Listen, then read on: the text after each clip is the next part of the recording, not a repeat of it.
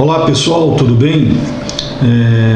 Hoje nós vamos falar um pouquinho, aí fazendo parte do nosso estudo do direito processual civil, das provas, Sempre lembrando que o Poder Judiciário, ele realiza a prestação jurisdicional através do processo. E no processo nós temos vários atores. Nós temos lá as partes, autor e réu, nós temos o juiz, nós temos o Ministério Público, os advogados, terceiros interessados e até mesmo terceiros comuns desinteressados, ou seja, nós temos vários atores no processo. Mas sem sombra de dúvida, existe um ator processual que ele se sobressai, sobremaneira, que é o juiz, que é um funcionário público especial que, através do processo, ele faz o quê? Ele realiza a pacificação social através da prestação jurisdicional. Só que o juiz, quando vai apreciar o caso, quando ele vai acertar a relação jurídica posta em juízo, ele não pode fazê-lo simplesmente embasado em conhecimentos pessoais a respeito daquela matéria. O juiz só pode decidir embasado naquilo que estiver nos autos. Tem até uma máxima que diz: o que não está nos autos não está no mundo. E aí, logicamente, no mundo jurídico. Então, o juiz, para decidir, ele tem que decidir embasado em quê? Embasado naquilo que está no processo. E aí, o que as partes deverão fazer? Simplesmente, quando alegarem um fato, comprovarem que esse fato realmente ocorreu. Isso nós chamamos o ônus da prova. O autor, na petição inicial, ele alega fatos constitutivos do seu direito. O réu, na contestação, ele alega fatos impeditivos, extintivos ou modificativos do direito do autor, lógico, em contraponto àquilo que foi pedido na petição inicial. Se existem fatos alegados, estes deverão ser provados, com raras exceções que nós veremos mais adiante. É que existem determinados fatos que não precisam ser provados. Por exemplo, o fato notório. Por exemplo, teve uma grande enchente lá na cidade, houve estragos aí, materiais, e alguém quer ingressar com uma ação de indenização contra o município, por exemplo. Lógico, aquele fato é um fato notório, ou seja, de conhecimento público, isso não precisa ser provado. Ou, por exemplo, o fato que é confessado pela outra parte. O que é a confissão? A confissão nada mais é do que a admissão de que é verdade um determinado fato e que seja contrário ao seu interesse. Então, se a parte confessa que realmente o fato ocorreu, não há necessidade de nenhuma prova. Então, de forma geral, os fatos devem ser provados, somente excluindo essas exceções aí, que depois, mais adiante, nós vamos vê-las com maior acuidade. Ora, e o direito? O direito tem que ser provado? Não, o direito não tem que ser provado. O direito, ele deve ser de conhecimento do juiz. Agora, existem exceções, em que há necessidade de que haja a prova do direito, como lá no artigo, como diz lá o artigo 376, enquanto o artigo 374 ele fala quais são os casos em que não há necessidade do fato ser provado, o artigo 376 diz que em algumas situações o direito deve ser provado. Como, por exemplo, você junta lá uma cópia de uma legislação estrangeira. Bom, o juiz não é obrigado, o juiz e a juíza, logicamente, não são obrigados a conhecerem aquela legislação. Você junta, por exemplo, legislação municipal, ou uma legislação estadual junto a um juízo federal. Aí, logicamente, você deverá comprovar o teor e a vigência dessa legislação. É lógico que existe exceção, o artigo 376 fala lá, ó, somente quando o juiz determinar é que a legislação estadual ou municipal deverá ser comprovada, né? Por quê? Por exemplo, comarca de Adamantina, tem o município de Mariápolis, por exemplo, o comarca de Dracena, tem aí o município de Ouro Verde, por exemplo, né? Ora, o juiz tem maior facilidade, ou ele tem facilidade de acessar essa legislação. O juiz estadual, lógico, com relação à lei estadual, ele também tem facilidade para acessar essa legislação, né? Em nível federal, nem há que se comentar. Um juiz federal, ora, se é um juiz federal aqui, por exemplo, de Andradina, de Araçatuba, de Presidente Prudente, e é uma legislação estadual, ele também tem facilidade para acessar. Então não é que é necessária em todos os casos a comprovação.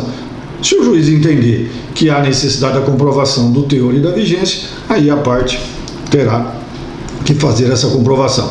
Então, que fique bem explícito que a prova ela só será feita com relação a fatos e não com relação a direito, isso em regra, salvo aí as exceções previstas no artigo 376 do CPC.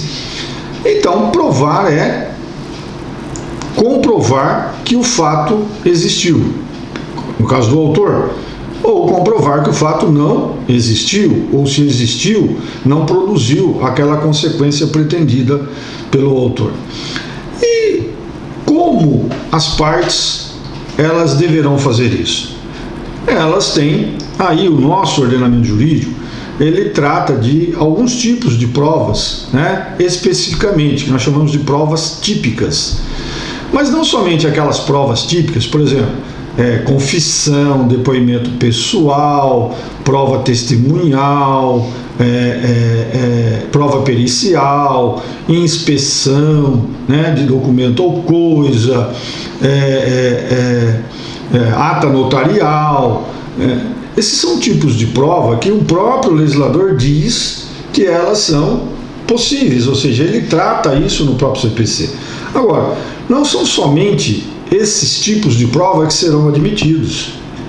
Existem também as chamadas provas atípicas, que são aquelas que são admitidas, mas não estão aí especificamente consignadas no Código de Processo Civil. Mas nem por isso, né, deixarão de ser permitidas. E o próprio artigo 369 do CPC, ele fala aí que as partes têm o direito de empregar todos os meios legais, bem como os moralmente legítimos, ainda que não especificados neste Código, para provar a verdade dos fatos em que se funda o pedido ou a defesa e influir eficazmente na convicção do juiz. Então, desde que a prova ela seja moralmente legítima, né, mesmo que não esteja especificada no Código, ela é passível de ser produzida. Bom, quando falamos em prova, devemos verificar de onde ela vem. De onde vem a prova? Né? A isso chamamos de fonte da prova. Né? A fonte da prova, ou ela é pessoal, ou ela é real. Quando ela é pessoal? Quando é produzida pela própria pessoa. Né? Por exemplo, um depoimento pessoal da parte, a confissão da parte, né? O próprio depoimento testemunhal, lá que a testemunha presta em juízo. Então, quando a prova ela parte diretamente, né, da pessoa, chamamos de fonte de prova pessoal. E a fonte de prova real, quando ela não parte diretamente da pessoa, né, ela parte de uma ação de terceiros, a inspeção, né, de coisa, que é o próprio juiz que faz, a perícia, que é um perito que é nomeado em juízo, e a prova documental, que é um tipo de prova, né, que nós chamamos pré-existente, né, porque ela foi produzida antes, né, do processo ser iniciado. Então, como fonte de prova, nós podemos classificá-la como fonte pessoal, quando é produzido pela própria pessoa, e como fonte real, quando ela é produzida através da interveniência de terceiros. Também a prova, quanto ao seu entendimento, ela pode ser classificada em diretos e indiretas, diretas e indiretas. Aí já estaremos falando, gente, dos meios de prova. A fonte de prova é de onde ela origina. E o meio de prova, né, são as técnicas empregadas para que essas fontes sejam inseridas no processo. E aí, né, a prova pode ser qualificada, né, como meios de prova. Temos os meios diretos e os meios indiretos.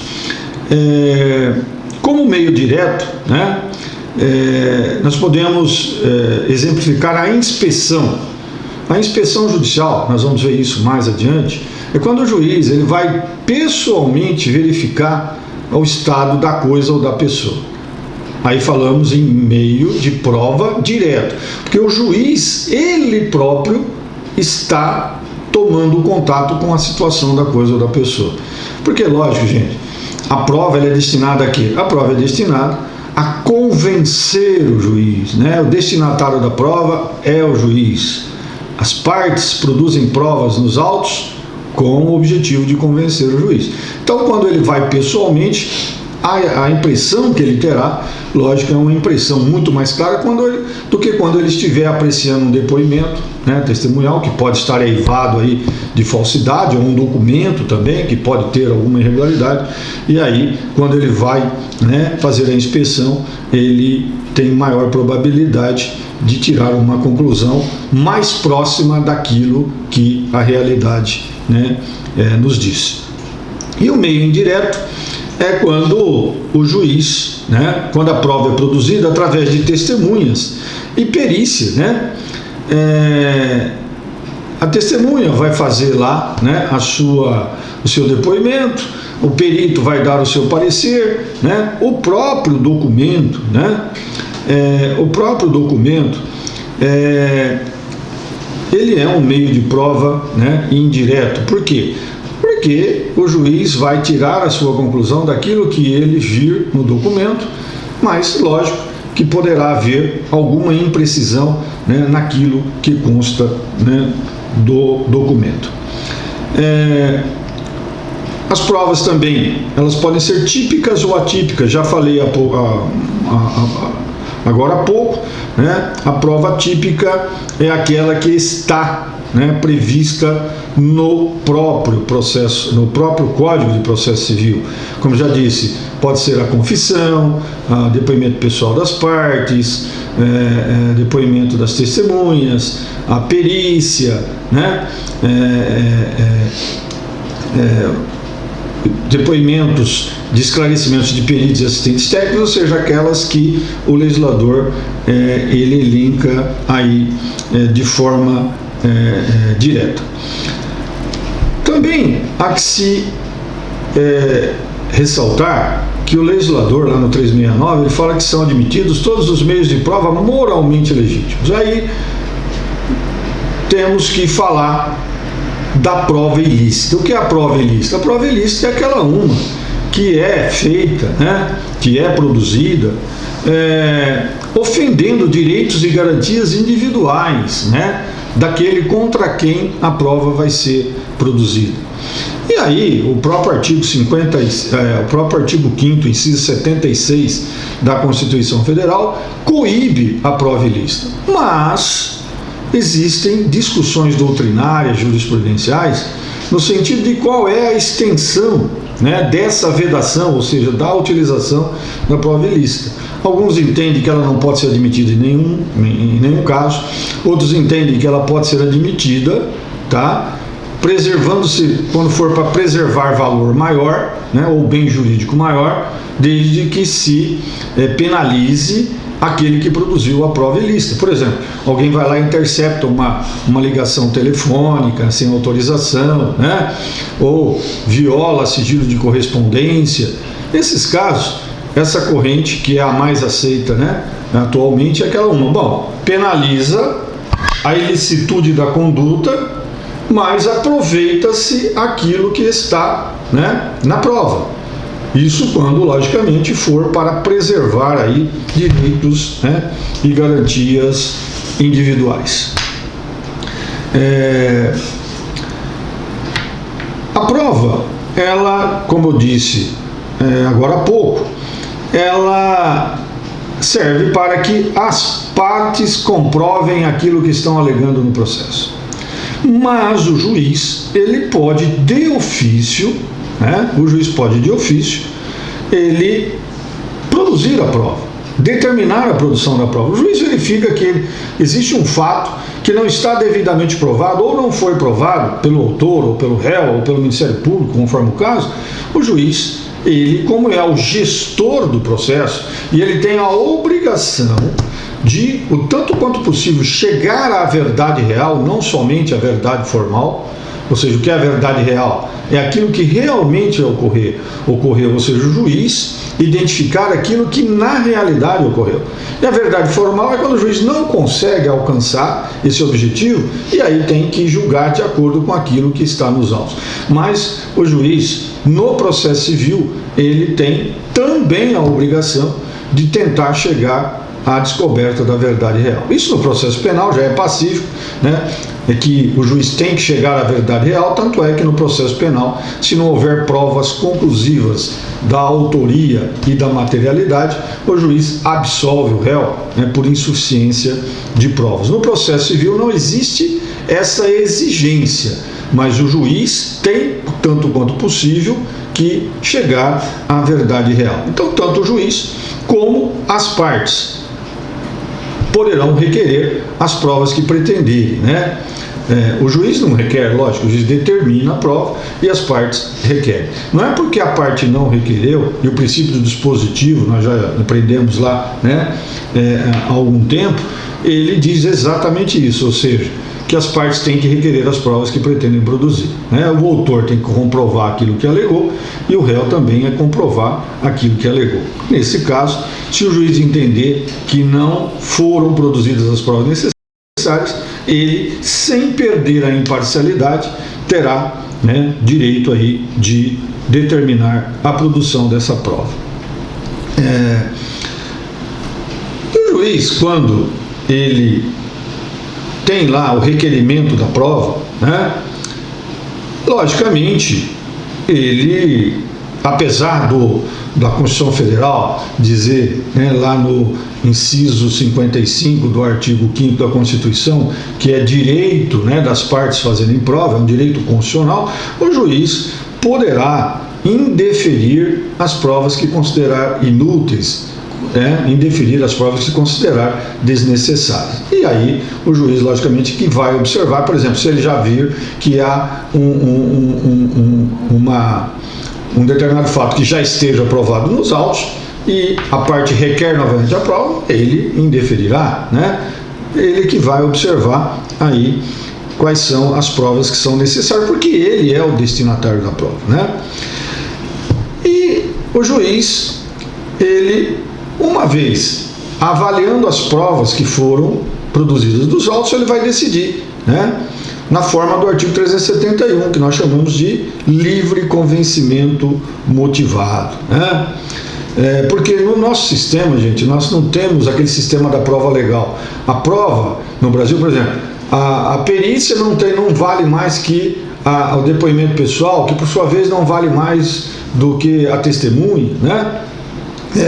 Não vale mais que a confissão, e existe até uma concepção errada, né, que muitos de vocês já devem ter ouvido, que diz assim, não, mas a confissão é a rainha das provas, enquanto que a testemunha é a prostituta das provas. Não existe nada disso. As provas são produzidas, tem todas, no início, todas o mesmo valor. Agora, quem vai emprestar maior ou menor valoração é o juiz no momento de julgar. Aí ele vai apreciar o conjunto probatório e decidir.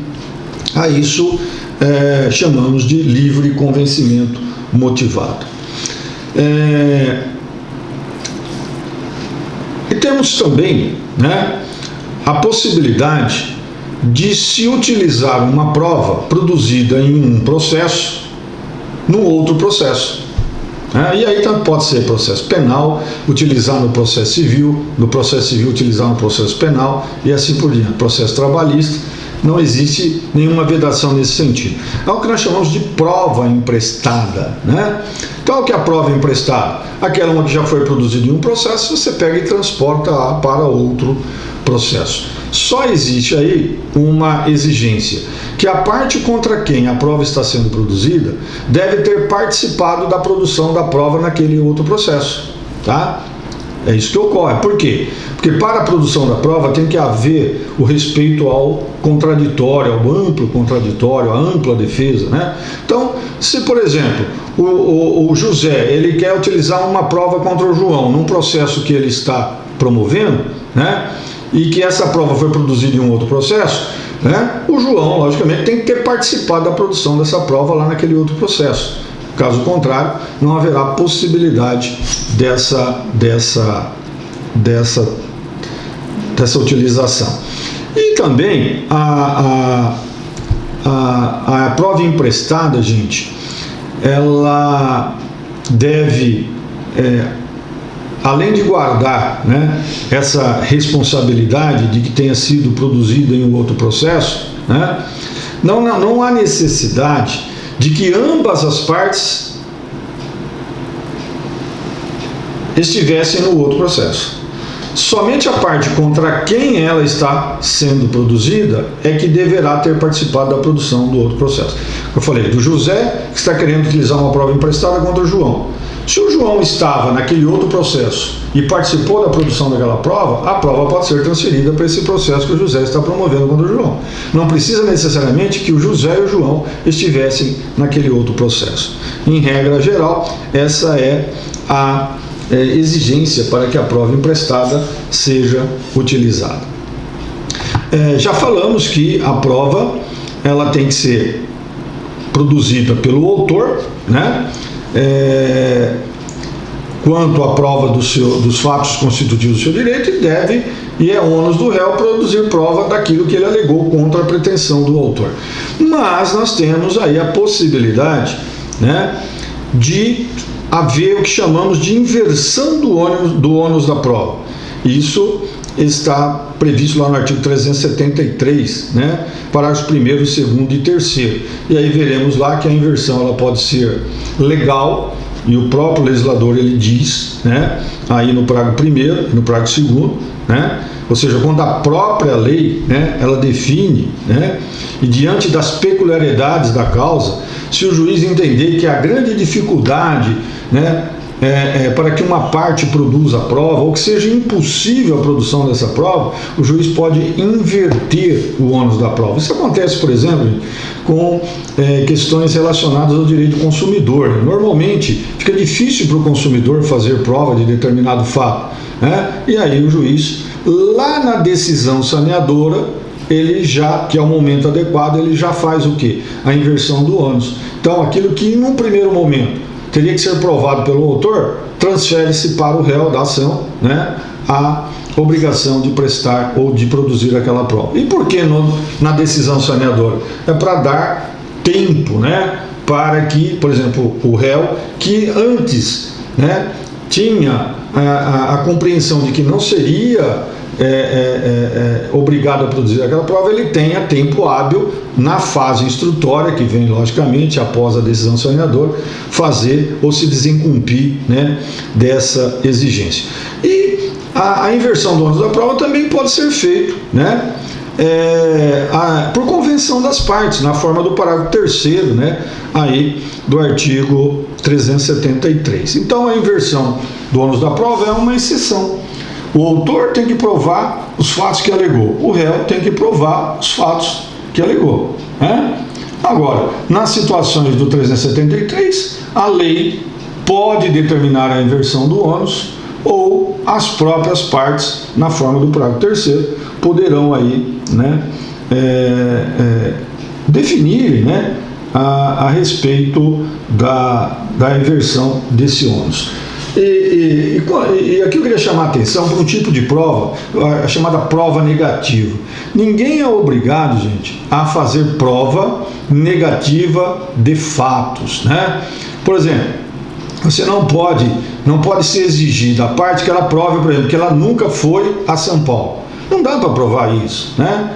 Que ela nunca esteve em um lugar. Não dá. Então, quando houver, né, a exigência de prova negativa absoluta, aí não há como exigir que essa prova seja produzida. Nós estamos falando aí, quando a prova é de impossível produção, nós estamos falando da chamada prova diabólica, né? Até esse nome é um pouquinho estranho, né? Mas a doutrina utiliza essa terminologia. Prova diabólica para quê? Para aquelas provas que são de impossível produção. Falamos no início da aula que existem alguns fatos que não precisam ser provados. Esses estão no artigo 374. Os fatos notórios, que é aqueles de conhecimento público, nós falamos no caso da enchente, né? No caso da queda de um avião aí de grande porte e tal. Também não depende de prova os fatos afirmados por uma parte e confessados pela outra, né? Que é a confissão, se há confissão a respeito de determinado fato, e a confissão, já falamos, é a admissão como verdadeiramente um fato, contrário ao interesse da parte.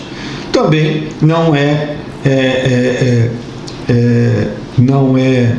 necessária a prova de fatos admitidos no processo como incontroverso. Por exemplo, o autor ingressa com ação e um dos pedidos lá, ou todos os pedidos, não são contestados pelo réu. Bom, ele admitiu como incontroverso, lógico que não há necessidade de fazer prova. E em cujo favor milita a presunção legal de existência ou de veracidade. Na realidade, a presunção ela é dividida em presunção simples e presunção legal. Simples ou judicial e presunção legal. A presunção simples é aquela uma que o juiz ele parte de um fato secundário para chegar ao conhecimento do que ocorreu, né, na realidade. É o caso, por exemplo, alguém que bate na traseira de um veículo. Você passa e vê alguém que bateu na traseira do veículo. Você fala, puxa vida, o cara de trás é barbeiro, né? Bateu na traseira do outro. Por quê? O fato secundário, ele dá noção do que pode ter acontecido, né? Então, presunção simples, quando o juiz tem que partir de um fato secundário para chegar àquilo que realmente ocorreu. E a presunção legal, que é o que o legislador trata no inciso 4 aqui, né, do artigo 374, diz: em cujo favor milita a presunção legal de existência e de veracidade. Presunção legal, gente, é aquela que deriva da própria lei, né? Por exemplo, se você é um empresário, você tem lá um funcionário, esse funcionário ele pega o carro da empresa e comete e se envolve num acidente, né? Lógico, a lei diz que nesse caso responde, né, aí também o dono do veículo, não só o condutor, mas também o dono do veículo, né? Um outro caso, se alguém faz uma penhora e registra a penhora em cartório, aquele que vai lá e compra o bem não pode alegar boa-fé. Por quê? Presume-se que houve ato fraudulento ou fraude à execução. Só para ficar mais claro, na presunção legal existe o quê? A presunção legal juris tanto e a presunção legal juri et juri. Juris tanto, que admite prova em contrário, juri et juri, que não admite prova em contrário. No primeiro exemplo em que o funcionário pegou o carro, foi lá e se envolveu num acidente, é presunção juris tanto. Por quê? Pode a empresa alegar, falando, não, ele pegou o carro aqui, você entendeu? Sem autorização, pegou escondido, sei lá como, e ainda poderá a empresa se desvencilhar dessa obrigação. Agora, a presunção legal juri et juri é o segundo exemplo, aquele que trata do registro da penhora no cartório de imóveis, por exemplo, se é um bem imóvel. Nesse caso, o terceiro não terá como dizer, né, que não sabia daquele registro. Por isso, a presunção legal, nesse caso, é a presunção juri et juri. Então, o que o legislador trata aqui no inciso 4, do 374, é a presunção legal, e não a presunção simples ou judiciária. Essa não haverá a proteção aqui do inciso 4 do artigo 374.